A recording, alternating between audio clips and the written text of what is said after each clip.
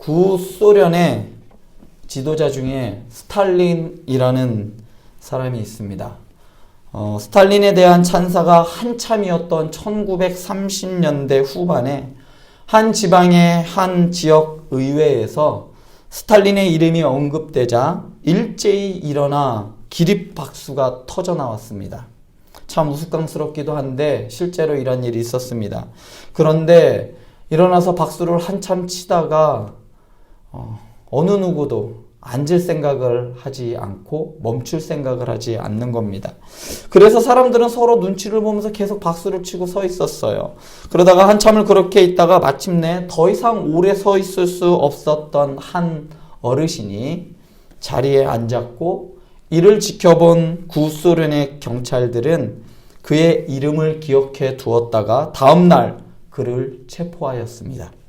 체포 명목은 스탈린에 대한 충성심 부족이었습니다.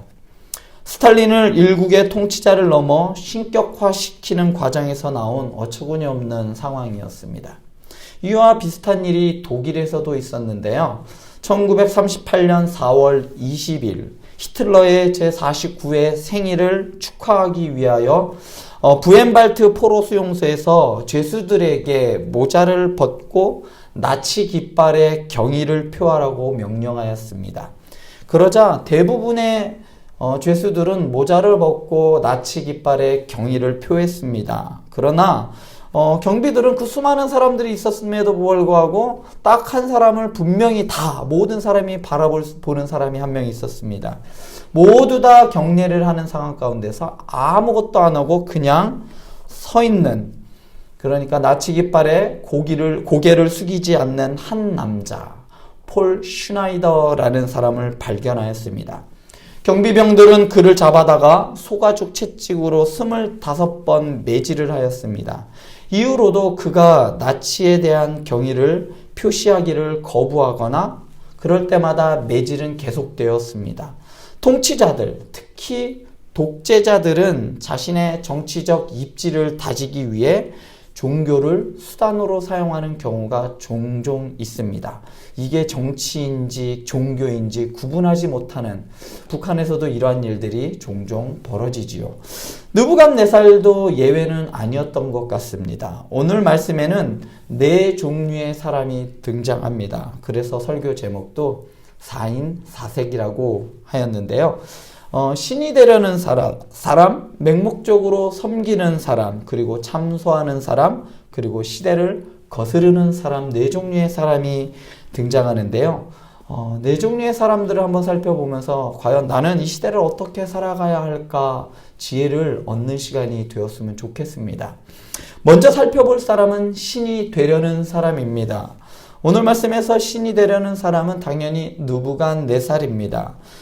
지난 시간에 느부갓네살은 다니엘이 자신의 꿈이 무엇인지 알려주었고 그 꿈을 해몽하는 것을 듣고 그가 고백을 했죠. 정말 당신의 하나님이 정말 참 하나님이고 신입니다 라는 하나님을 인정하는 그러한 느부갓네살의 모습을 보면 어떻게 보면 이 사람이 예수님을 믿기로 했나? 하나님을 믿기로 회심하였는가? 라고 오해할 만큼 뛰어난 고백을 하였습니다. 그런데 그 후에 느부갓네살은 좀 다른 생각을 하였던 것 같습니다. 꿈에 나타난 신상이 머리만 금이었지 느부갓네살이 두라 평지에 만든 신상은 온몸이 다 금으로 둘른 신상을 만들었습니다. 왜 그랬을까요? 꿈에 만든 신상을 그대로 만든다면 그냥 자신이 머리니까 나만 빛나는 머리만 금으로 되어 있고 나머지는 철로, 동으로, 흙으로 되어 있는 신상을 만들었어야 하는데 느부갓네살은 그렇게 하지 않았습니다. 꿈에서 신상이 발과 발가락이 진흙이어서 그 신상이 부서졌다면 그것마저도 금으로 만들어서 절대로 자신의 나라가 멸망하지 않고 무너지지 않게 하려는 의도가 느부갓네살에겐 있었습니다. 느부갓네살이 꿈을 통해 깨달은 것은 자신의 나라를 분열시키는 원인을 제거하면 나의 나라는 영원히 가겠지라는 그러한 생각이었습니다. 그래서 그 신상의 약점이었던 흙으로 된 발을 대신하여 발뿐만 아니라 온몸을 금으로 둘러버렸습니다. 금으로 된 신상을 만든 화려한 낙성식을 시행하였습니다. 그래서 모든 국민들을 모아서 힘을 하나로 뭉쳐지게 하려 하였습니다. 절대로 어떠한 외침에도 무너지지 않고 단단한 국민을 하나로 결속시키려고 했어요. 흙처럼 분열되어 멸망했다면 금으로 만든 자신의 형상을 중심으로 단합하여 영원한 나라를 세우려 하였습니다. 다니엘서 3장 전체에 보면요, 아주 계속 반복되는, 오늘 읽은 말씀에서도 반복되는 단어가 나오는데, 그것은 느부갓네살이 세운 금신상이라는 단어가 계속해서 반복됩니다. 오늘 읽은 말씀에서만 무려 6번이 나와요. 3장 1절에서 7절, 요 7절 안에서 6번이 나와요. 그만큼 느부갓네살이 금으로 된 신상을 만든 이 행위가 하나님께 대한 도전이었다라는 것을 보여주기 위하여 계속해서 사람이 만든 신상, 그러니까 느부갓네살이 만든 신상이라고 강조합니다. 사람이 만든 신상을 우리는 우상이라고 말을 하죠. 그러니까 느부갓네살의 이 행동은 바로 우상 숭배였다라는 것을 명시해주고 있는 겁니다. 모든 일의 시작은 느부갓네살이 금으로 된 신상을 만들면서 시작되었습니다. 사실 본문에는 이 금신상이 누구의 형상인지 정확하게 나오지는 않아요. 그러나 적어도 바벨론 신들 중에 하나는 아닐 겁니다. 왜냐하면 바로 12절에 보면 바벨론의 신들과 왕이 세운 금신상을 완전히 구분해서 이야기하고 있거든요. 결국 이 형상은 누구의 형상일 것인가? 많은 학자들은 느부갓네살의 형상이다라고 이야기를 합니다. 형상과는 별개로 이 신상은 느부갓네살 그 황제로서 자신의 권력이 얼마만큼 대단한가를 보여주기 위한 신상이었던 것이죠. 내가 이 정도야 라고 하면서 신상을 멀리에서도 볼 수 있게끔 신상을 세웠습니다. 뿐만 아니라 오늘 말씀에서 그가 백성들에게 강요하고 있는 것은 단순한 우리가 국가에 대한 의례, 국민 의례라고 하죠. 그러한 수준을 넘어서 숭배, 즉 자기 자신을 예배할 것을 강요하고 있습니다. 모든 신들의 신이라고 하나님을 찬양하였지만 결국 그의 고백은 그냥 단순한 놀라움 뿐이었다는 것을 오늘 말씀에서 확실히 알 수 있습니다. 그는 그냥 그런 고백으로 이어지지 못하고 감탄으로만 끝났어요. 그것이 어디로 이어지냐면 그냥 우상숭배로 이어지게 되는 것이죠. 그래서 그는 자신의 꿈을 통해 알게 된 자신의 권력의 부족함을 채우기 위하여 이제는 자기 자신이 신이 되기로 결심하였습니다. 이전까지 느부갓네살은 바벨론에 있는 수많은 신들을 의지했습니다. 바벨론은 많은 신들을 다 허용했어요. 다 인정했습니다. 그래서 점성술과 역술, 점치는 그러한 사람들을 대우하였어요. 그래서 신들의 뜻을 알고자 하였습니다. 그런데 문제가 생겼어요. 지난번에 말씀에서와 같이 느부갓네살이 꿈을 꿨는데 어떠한 신도 대답을 주지 못하는 거예요. 알려주질 못하는 거예요. 그래서 느부갓네살은 무능한 신들을 버리고 이제는 내가 신이 되겠다라고 나선 것입니다. 자신의 형상을 새겨놓은 금상을 만들고 그것에 절하게 하였고 경배하게 하였습니다. 그리고는 누구든지 엎드려 절하지 아니하는 자는 즉시 맹렬히 타는 풀무불에 던져 넣으리라 라고 명령하였어요. 이토록 신이 되고자 하는 사람이 있는 반면에 그 신을 맹목적으로 섬기는 사람들이 또한 존재했습니다. 저는 신 음식을 잘 먹지 못해요. 레몬을 보면요, 벌써부터 침이 나와요. 그래서 여기가 귀밑이 아리도록 신 것을 먹지 못합니다. 구태여 신 것을 먹지 않아도 생각만 해도 벌써 침이 고이고 또 이 귀밑이 아려오는 이러한 현상을 바로 조건 반사라고 합니다. 조건 반사를 설명하는 대표적인 현상이 파블로프의 개입니다.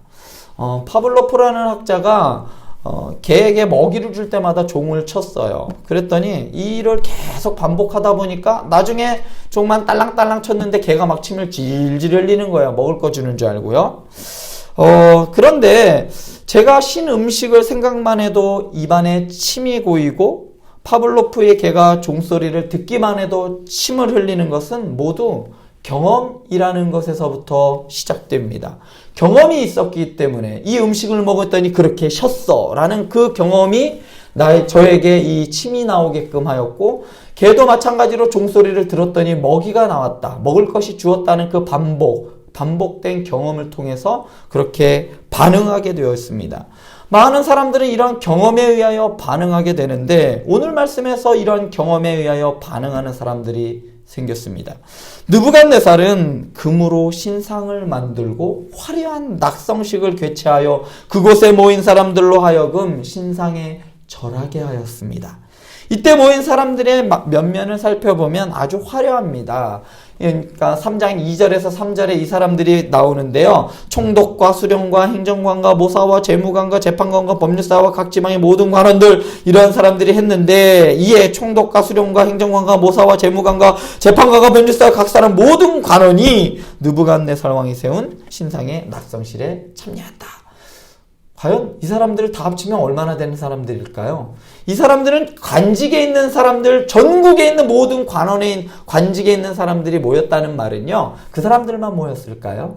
아니겠죠. 사람들을 동원했을 겁니다. 그러니까 이 말은요, 전국에 있는 모든 바벨론에 있는 사람들을 모았다는 이야기예요. 뭐 하기 위해서? 나의 신상에 절하게 하기 위해서. 그런데 여기서도 반복되는 말이 느부갓네살이 세운 신상이라는 말과 제가 말한 그 관원에 대한 이야기입니다. 자, 참석한 사람들이 다 그랬어요. 마치 이런 거죠. 이 사람들이 다 모였을 때 무엇을 하냐면 풍악을 울리는 거예요. 각 악기를 다 치는 거예요. 그러면 이 사람들은 뭘 해야 돼요? 절을 하는 겁니다. 그러니까 종을 치거나 모든 악기가 울리면 자동적으로 절하게끔 만들었어요. 그러니까 마치 파블로프의 개처럼 종이 울리면 먹을 것을 주는 것처럼 침을 흘리듯이, 이 느부갓네살은 자기 모든 나라 사람들이 자신을 숭배하게끔 만들기 위하여 풍악을 울리면 자동적으로 절을 하게끔 만들었습니다. 자신의 의지와는 상관없이 악기가 울리면 자동적으로 절하는 사람들, 그런 모습이 사실은 우리 가운데도 있습니다. 주일이 되면 습관적으로 교회에 오고, 예배 시작 종이 울리면 아무런 감사와 감격이 없이 드려지는 그 예배, 그리고 아무런 무미건조하게 다시 돌아가는 그러한 모습이, 악기가 울리자마자 맹목적으로 느부갓네살이 만들어 놓은 신상에 절하는 2절에서 3절의 사람들이 사실은 별 다르지 않습니다. 예배 중심에 은혜와 감사가 빠지면 그렇습니다. 여러분들은 제가 종 땅 치면 그냥 자동적으로 예배 드리는 사람들이 아니잖아요. 여러분들이 하나님의 은혜를 갈급하면서 마음을 열고, 주님 나에게 오늘도 은혜를 주십시오, 이 사모하는 마음으로 이 예배에 참석했을 때 하나님은 그 마음을 보시고 여러분들에게 은혜를 베풀어 주시는 거 아니겠습니까? 오늘 말씀에서 나오는 세 번째 사람은 거스르는 사람입니다. 거스른다고 해서 권력에 거스르는 것이 아닙니다. 무엇에 거스릴까요? 오늘 다니엘의 친구들은 이들이 처한 상황을 좀 살펴볼 필요가 있습니다. 사실 다니엘의 친구들은 이미 자신들의 종교적 신념에 따라 왕의 음식을 이미 앞에서 거부한 적이 있어요. 바벨론은 다신교를 인정했기 때문에 아까도 말씀드렸듯이 자신의 체제에 악영향을 주지 않는다면 다 인정해주고 용인하였습니다. 그런데 이번에 선언된 느부갓네살의 명령은 여느 때와는 달랐습니다. 거스르는 자는 그 즉시 맹렬히 타는 풀무불 가운데 던진다고 엄포를 놓았지만, 그렇지만 이 친구들은 세 가지를 하지 않았어요. 왕을 경배하지 않았습니다. 그리고 왕의 신들을 섬기지 않았습니다. 마지막으로 왕이 만든 금신상에 절하지 않았습니다. 느부갓네살이 보기에 다니엘의 친구들은 공권력의 정면으로 도전하는 사람처럼 보입니다. 다니엘의 세 친구들의 결과를 우리는 너무나도 잘 알고 있습니다. 그래서 우리도 믿음으로 승부를 건 다니엘의 세 친구들처럼 되자고 하면 참 좋은데, 사실 저는 그렇게 할 자신이 없어요. 오히려 저는 제 인생에 하나님의 자리에 저를 놓기를 좋아합니다. 제가 좋아하는 돈과 명성, 여러 선도님들의 관심을 받기를 저는 좋아합니다. 모두 다 저를 좋아해 줬으면 좋겠고, 그리고 예배가 끝나고 인사를 나눌 때면 제 설교에 은혜를 받았습니다 라는 말을 듣기를 저는 참 좋아합니다. 그리고 나보다 나은 사람이 앞질러 가면 배가 아파요. 어떻게 해서든 트집을 잡아 깎아내리려는 마음이 사실은 저에게 있습니다.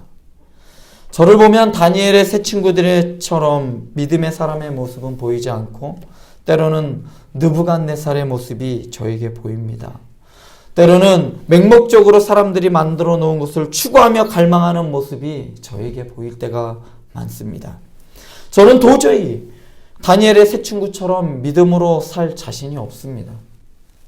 상상해 보시기 바랍니다. 맹렬히 타는 풀무가 뒤에 있어요.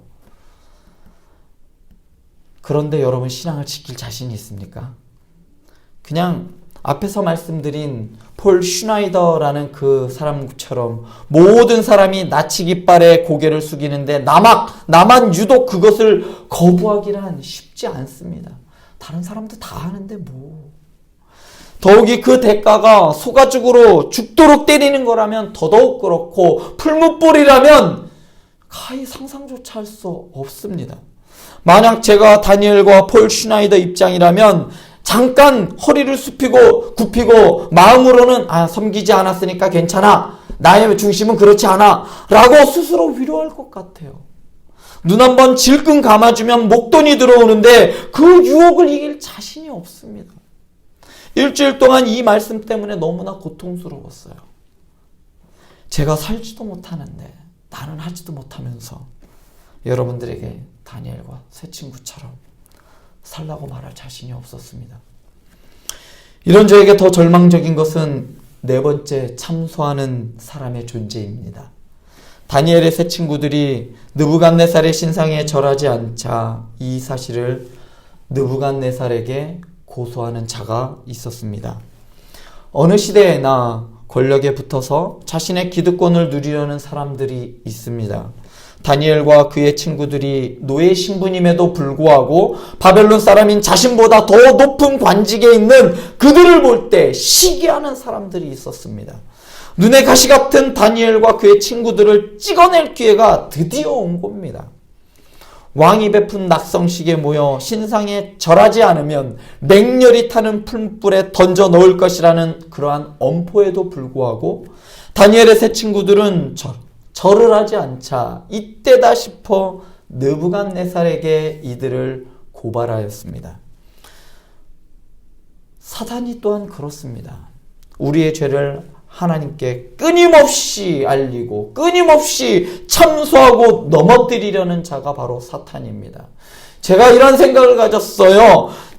8절에 아주 잠깐 등장하는 어떤 갈대아 사람의 참소는 다니엘의 세 친구들에게는 아주 치명적인 그러한 사람이었어요. 이로 인해 죽는 것은 불보듯 뻔한 일이 되었습니다. 사탄의 참소는 우리를 더욱 비참하게 낙담하게 만듭니다. 내가 얼마나 한심한 존재인지 얼마나 큰 죄인인지 저것 보십시오. 저래도 하나님의 사람입니까? 저래도 당신이 믿을 만한 사람입니까? 라고 하면서 하나님께 끝없이 참소하는 자가 바로 사탄입니다. 어떻게 저런 사람이 구원을 받을 수 있겠습니까? 끊임없이 참소합니다. 그렇기 때문에 저에게는 소망이 없어요. 그런데 오늘 이 말씀은 다니엘처럼 신앙을 지키기 위해 풀무불에 들어가도 흔들리지 않는 믿음이 있어야 한다는 말씀이 아니라 아무리 느부갓네살 같은 세상을 통치하는 왕이라 할지라도 하나님의 섭리를 거스를 수 없다는 말씀입니다. 아무리 강력한 나라라 할지라도 세움이 있으면 그 끝에는 망함이 있고 그 끝에 세워지는 하나님의 나라는 모퉁이 돌 대신 예수 그리스도의 나라로 영원히 망하지 않고 반드시 이루어질 영원한 나라라는 말씀입니다. 인간이 제 아무리 강력한 나라를 세워 하나님의 나라를 막으려 해도 절대로 막을 수 없고, 사탄이 아무리 하나님의 백성들을 참소하여도 예수 그리스도께서 피로 값주고 사신 당신의 백성들을 사탄이 감히 참소하지 못할 것이라는 말씀이 바로 오늘 말씀입니다. 70년간 포로 생활로 피폐해지는 것도 모자라 풀무불에 던져지고 톱으로 켬을 당하고 사자굴에 던져져 완전히 패하고 망할 것 같지만 하나님의 나라는 반드시 도래할 것입니다. 다니엘서의 주제는 인간의 손으로 만든 어떠한 형태의 우상이든지 예수 그리스도의 재림과 동시에 망할 것이고 멸하여질 것이라는 것입니다. 그러므로 지금 당하는 고통도 괴로움도 예수 그리스도의 재림으로 그 끝이 있다는 말씀입니다. 하나님의 나라를 바라보시기 바랍니다. 제가 아무리 허물이 많고 죄가 많다 하여도 저를 예수께서 피로 사셨습니다. 그것이 제가 하나님께 다시금 나올 수 있는 이유이고 그것이 저의 신앙의 근거입니다. 70년의 긴 포로 생활의 시작에서 하나님께서 이스라엘 백성들에게 주신 소망은 바로 예수 그리스도를 통한 하나님의 나라였습니다. 우리도 마찬가지라고 생각합니다. 우리의 소망은 예수 그리스도입니다. 내가 풀분물에 들어갈 만큼 그러한 믿음이 있었기 때문이 아니라 바로 예수 그리스도 때문입니다. 지금 나의 모습이 작은 곳에도 흔들리고 넘어지는 한심한 존재라 하여도 사탄이 감히 참소하지 못할 것은 예수 그리스도 때문입니다. 그렇기 때문에 우리는 풀분물 같은 고난 속에서도 하나님께 감사할 수 있고 예배자로 세워질 수 있는 것입니다. 참 살아가기 어려운 이야기입니다. 참 이 이야기를 하면서도 나도 이제 이렇게 살아갈 수 있을까? 참 고민하고 매일 아침 기도하면서도 참 살아가기 어렵습니다. 그럼에도 불구하고 우리의 소망은 예수 그리스도이기 때문에 지금 상황을 우리는 참고 견딜 수 있는 겁니다. 우리의 소망은 예수 그리스도께서 왕 되신 하나님의 나라뿐입니다. 기도하시겠습니다.